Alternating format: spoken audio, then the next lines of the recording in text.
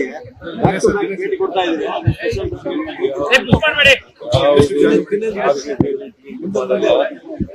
ಆ ಕಡೆ ಹೋಗಿ ಫಂಕ್ಷನ್ ಒಪ್ಕೊಂಡಿದ್ದೀವಿ, ಬಂದಿದ್ದೀವಿ ಅಷ್ಟೇ.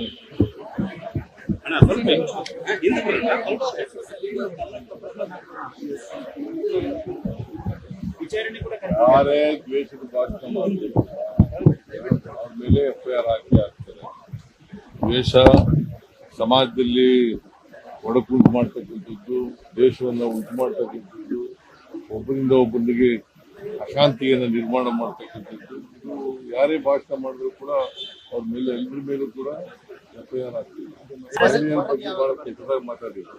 ಸರ್, ಈಗ RSS ಡಿ ಆಡಿಟ್ ಆಗ್ಬೇಕಂತ ವಿದ್ಯೆ ಬೈರೇಗೌಡರು ಡಿ ಆಡಿಟ್ ಆಗುತ್ತೆ ಸರ್. RSS ಲ್ಯಾಂಡ್ಗಳು, ಬಿಲ್ಡಿಂಗ್ಗಳು ಕೃಷ್ಣ ಬರೇಗೌಡರಿಗೆ ಸರ್ ಈಗ SIT ತನಿಖೆ ಈ ತಿಂಗಳ ಅಂತ್ಯಕ್ಕೆ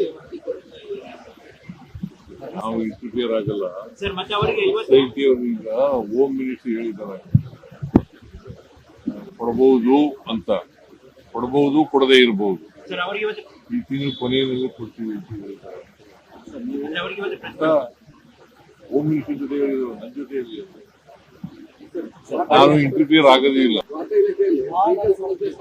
ಇವತ್ತು ಉಡುಪಿಯಿಂದ ಬಂದದ್ದು ವೆಹಿಕಲ್ ಮಾಡ್ಕೋಣ, ಇಲ್ಲಿಗೂ ಮಾಡ್ಕೋಣ. ನೀವು ಹೇಳ್ತೀರಿ ಹೈಕಮಾಂಡ್ ಅಂತ, ನಿಮ್ಮ ಕ್ಯಾಬಿನೆಟ್ ಅಲ್ಲಿ ಇರುವವರು ಪರಮೇಶ್ವರ ಆಗ್ಬೋದು, ಮುನಿಯಪ್ಪ ಆಗ್ಬೋದು, DKC ಆಗ್ಬೋದು, ಈ ತರದ ಟಾಪ್ಗಳು ಯಾಕೆ ಅಂತ ನೀವೇ ಹೇಳಿದ್ಮೇಲೆ ಏನಂತ ಪರಮೇಶ್ವರ್ ಅವರು ಹೇಳ್ತಾರೆ DKC ಸ್ಟ್ರಾಂಗ್ ಇದ್ದಾರೆ ಅಂತ, KH ಮುನಿಯಪ್ಪ ಹೇಳ್ತಾರೆ ನಾನು ಸ್ಪರ್ಧೆಯಲ್ಲಿದ್ದೇನೆ ಅಂತ, ಪರಮೇಶ್ವರ್ ಅವರು ಹೇಳ್ತಾರೆ ಮುನಿಯಪ್ಪ ಪ್ರಜಾಪ್ರಭುತ್ವದಲ್ಲಿ ಸ್ಪರ್ಧೆಯಲ್ಲಿರೋರಿಗೆ ನಾವು ಆಗೋದಿಲ್ಲ, ಸ್ಪರ್ಧೆಯಲ್ಲಿ ಇರಬೇಡಿ ಅಂತೂ ಹೇಳಕ್ಕಾಗಲ್ಲ.